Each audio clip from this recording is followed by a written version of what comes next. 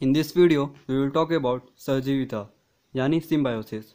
Friends, ये inorganic chemistry का एक बहुत इंपॉर्टेंट क्वेश्चन है।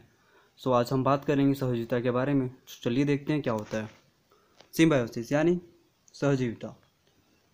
शॉर्ट बेस मृदु क्षारक उस केंद्र के प्रति अधिक आकर्षण रखते हैं जो पहले से ही शॉर्ट बेस से जुड़ा होता है। तो मृदु क्षारक उस केंद्र के प्रति अधिक आकर्षण रखेंगे जो पहले से ही शॉर्ट बेस से जुड़ा होता है।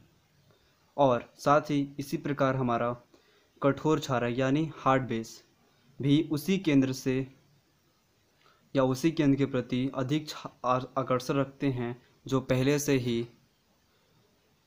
कठोर क्षारक से जुड़ा होता है। सो इस आधार पे हम कह सकते हैं कि आप यहाँ पे अम्ल भी लिख सकते हैं, कोई ज़रूरत नहीं कि शॉर्ट बेस ही लिखना है आपको। तो शॉर्ट बेस यानी मृदु क्षारक उस केंद्र के प्रति अधिक आकर्षण रखते हैं जो पहले से ही शॉर्ट बेस यानी मृदु क्षारक से जुड़ा होता है। इसी प्रकार कठोर क्षारक भी उसी केंद्र के प्रति अधिक आकर्षण रखते हैं जो पहले से ही हार्ड बेस यानी हमारा कठोर क्षारक से वो जुड़ा होता है। तो इस प्रकार हम ये कह सकते हैं कि इस प्रवृत्ति को सिम्बायोसिस या सहजीविता कहते हैं। आपको आई होप समझ में आ रहा होगा कि जो शॉर्ट बेस होते हैं यानी मृदु क्षारक वो उस केंद्र के प्रति अधिक आकर्षण रखते हैं जो पहले से ही शॉर्ट बेस से जुड़ा हुआ है।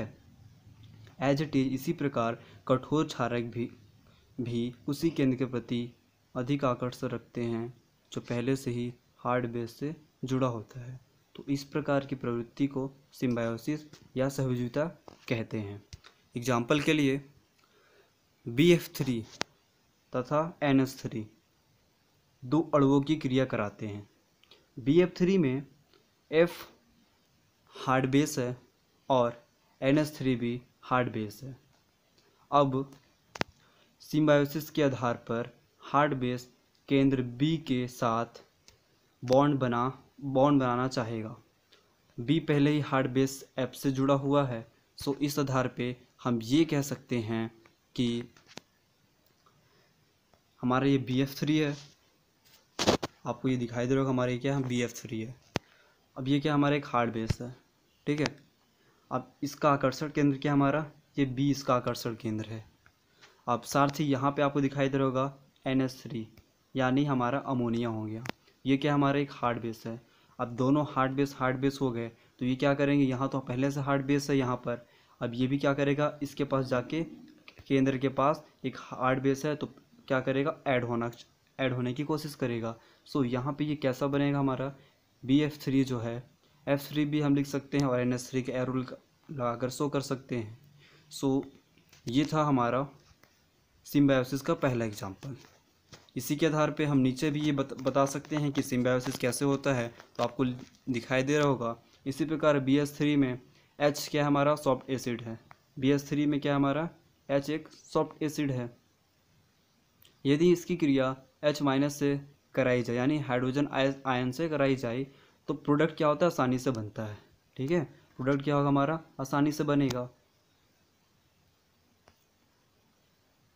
जो मैं बात कर रहा था उसके बारे में, इस प्रकार क्या कह सकते हैं हम, BH3 में हाइड्रोजन आयन क्या है, सॉफ्ट एसिड है।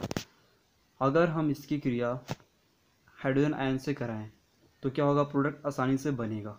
और सिम्बायोसिस के कारण हाइड्रोजन आयन सॉफ्ट एसिड पहले से ही क्या हुआ है, सॉफ्ट एसिड B से यानी बोरॉन से जुड़ा हुआ है, ठीक है। तो क्या करेगा, ये बॉन्ड आसानी से बना लेगा। तो इसके आधार पे हम ये कह सकते हैं कि हमारे जो BH3 था ये सॉफ्ट एसिड है।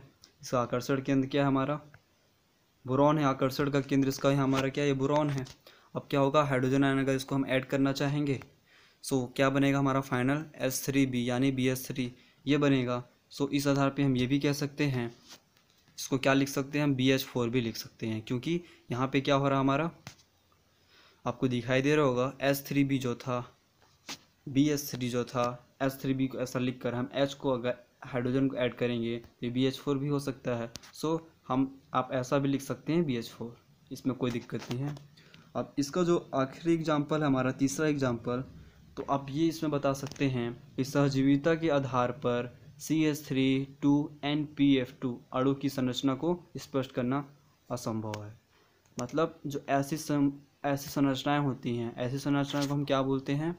Complex compound. इस कॉम्प्लेक्स कंपाउंड को सिम्बायोसिस के आधार पर समझाना क्या है?